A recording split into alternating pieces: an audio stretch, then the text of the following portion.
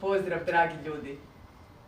Želim napomenuti nešto što je vrlo često isto problem, vidim kroz rad kako skupljam i ogroman mi je uzorak, sve veći i veći u Pospremi glavu sa različitim tipovima ljudi iz različitih resora i različitih dobnih skupina. Kada dobijemo određene talente, sklonosti, recimo netko ima sklonost fotografiji, netko nečem drugom, tako dalje, ako to ne razvijamo, to nam nije Bogom dano zauvijek. To može ostati zakopano ako to ne razvijamo.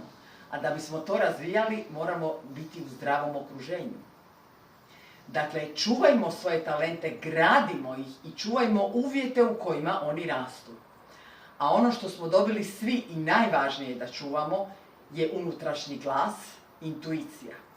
Kada tebi intuicija stalno nešto govori, mjesecima, godinama, a ti ju izdaš, ti ju čuješ, a izdaš, što se čudiš poslije što je toliko utihnula da ju više ne čuješ?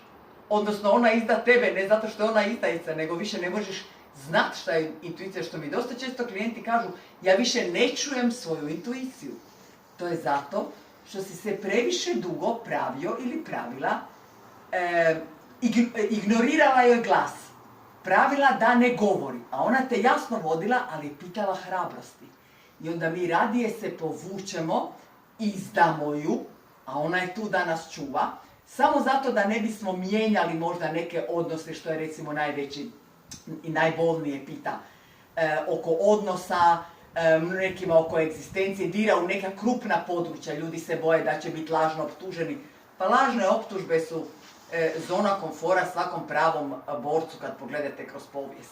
Najvećem učitelju svih učitelja zbog lažnih optužbi razapet je bio. Dakle, ne bojimo se toga, nego se bojimo da ne izdamo intuiciju. Zato što ćemo sutra biti izdani od toga što ju nećemo moći čuti glas. I nećemo znati koji korak učiniti.